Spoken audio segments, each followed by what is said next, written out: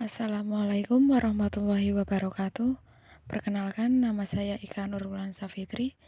Di sini saya akan menjelaskan tentang revolusi industri. Apa itu revolusi industri? Revolusi industri merupakan revolusi yang menitik beratkan pada otomatisasi serta kolaborasi antar teknologi saber.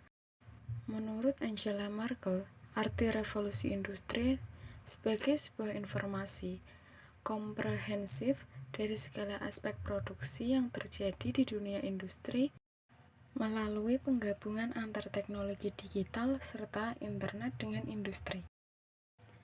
Jenis industri dalam revolusi industri. Yang pertama, Internet of Things atau IoT merupakan sebuah konsep di mana sebuah objek yang memiliki kemampuan untuk mentransfer data yang ada melalui jaringan tanpa diperlukan interaksi antar manusia. Yang kedua, Big Data merupakan istilah yang digunakan untuk menggambarkan volume data dalam jumlah yang besar, baik data yang terstruktur maupun tidak terstruktur. Yang ketiga, Augmented Reality merupakan sebuah teknologi di mana menggabungkan antara benda dunia maya 2 dimensi dengan benda 3 dimensi yang ada ke dalam sebuah lingkungan nyata tersebut. Kemudian memproyeksikan benda maya yang ada tersebut ke dalam waktu nyata. Yang keempat, Cyber Security merupakan sebuah bentuk upaya untuk melindungi segala informasi yang dimiliki dari adanya cyber attack. Cyber attack sendiri merupakan segala jenis tindakan yang sengaja dilakukan untuk mengganggu kerahasiaan atau confidentiality, integritas atau integrity, serta kesediaan atau availability sebuah informasi. Yang kelima, Artificial Intelligence atau AL merupakan sebuah bentuk teknologi komputer maupun sebuah mesin yang memiliki kecerdasan layaknya seorang manusia. Yang keenam, Additive Manufacturing merupakan sebuah terobosan baru yang ada di bidang industri, manufaktur, dan sering dikenal menggunakan printer 3 dimensi. Yang ketujuh, Simulation merupakan bentuk perwakilan dari operasi waktu ke waktu. Yang kedelapan, System Integration merupakan sebuah rangkaian penghubung antar beberapa sistem, baik secara fisik maupun fungsional. Yang kesembilan, Cloud Computing merupakan sebuah teknologi yang menjadikan internet saat ini sebagai pusat pengelolaan data maupun aplikasi. Kemudian adanya dampak dari adanya revolusi industri. Yang pertama, dampak positif dari revolusi industri. Yang pertama, kemudahan dalam mengakses informasi dikarenakan dapat menggunakan gadget maupun teknologi lainnya. Yang kedua, efektivitas dalam bidang produksi dengan mengganti tenaga manusia yang ada dan menggantinya dengan teknologi mesin. Selain mengurangi biaya produksi karena mengurangi penggunaan tenaga kerja, dengan menggunakan teknologi dapat meningkatkan hasil produksi. Yang ketiga, dapat meningkatkan pendapatan nasional karena dapat memproduksi barang dalam waktu yang relatif singkat dengan kualitas yang baik. Yang keempat, peningkatan peluang kerja bagi tenaga ahli. Hal ini dikarenakan walaupun menggunakan mesin, tetap saja membutuhkan tenaga ahli manusia untuk menggerakkannya. Dampak negatif revolusi industri. Yang pertama, lebih rentan terhadap serangan siber. Yang kedua, butuh biaya besar dalam investasi alat serta pekerja. Yang ketiga, adanya urbanisasi. Yang keempat, berdampak pada lingkungan. Prinsip rancangan dalam revolusi industri. Prinsip rancangan yang pertama adalah interoperabilitas atau kesesuaian, yang terdiri dari kemampuan mesin, sensor, perangkat, serta manusia untuk berhubungan maupun berkomunikasi dengan satu sama lain lewat IoT atau Internet of Things maupun IOP atau Internet of People.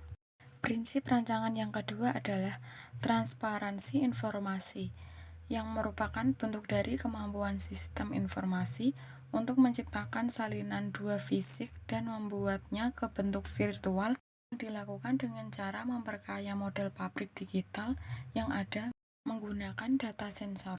Prinsip rancangan yang ketiga adalah bantuan teknis yang terbagi menjadi dua, yaitu yang pertama, kemampuan sebuah sistem bantuan yang digunakan dalam membantu seseorang dengan mengumpulkan serta membuat sebuah visualisasi dari informasi yang ada secara menyeluruh agar dapat membuat keputusan yang bijak serta menyelesaikan masalah genting dalam waktu singkat.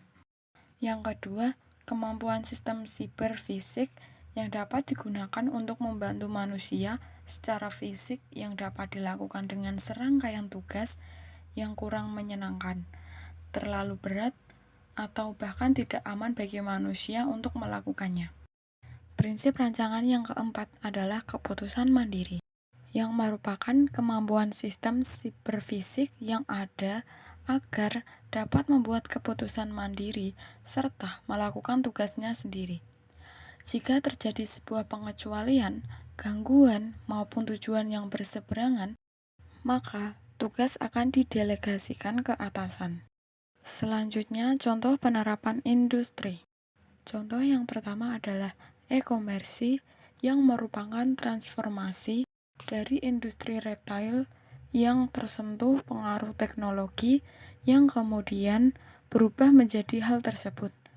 Pada awalnya, e-komersi merupakan sebuah platform yang digunakan untuk transaksi jual beli antar pengguna yang sama sekali tidak ada sangkut pautnya dengan pengusaha besar. Contoh kedua adalah agregator layanan, yang dimulai dari agregator properti, transportasi, layanan kesehatan, hingga reksadana. Semua hal tersebut sekarang dapat diakses melalui sentuhan jari dan gadget yang kamu miliki. Contoh ketiga adalah agensi digital marketing yang bertugas untuk mengeksekusi berbagai strategi pemasaran digital yang dimiliki perusahaan berdasarkan tujuan atau objektif yang ingin dicapai. Dengan berkembang pesatnya industri ini, semakin banyak agensi pemasaran digital yang bermunculan. Hal ini dikarenakan pemasaran digital merupakan sebuah metode pemasaran yang efektif dan juga terkendali.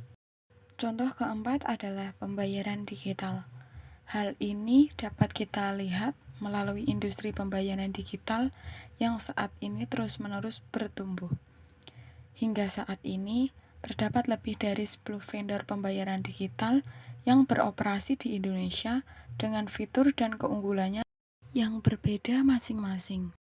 Contoh kelima adalah kursus online.